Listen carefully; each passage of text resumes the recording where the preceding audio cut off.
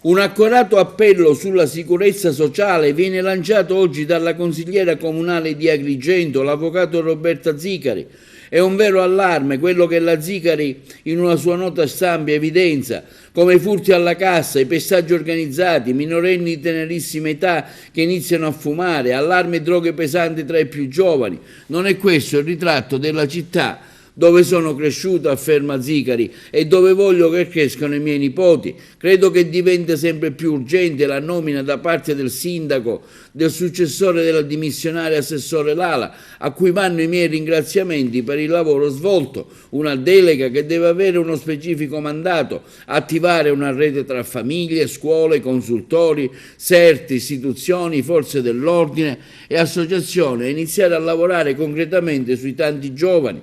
Iniziamo col dare loro modelli sani, continua la Zicari, alternative, luoghi di aggregazione, e cui continua a chiedere, oltre agli impianti sportivi e ai parchi gioco, un locale da affidare ai ragazzi della consulta giovanile del comune di Agrigento.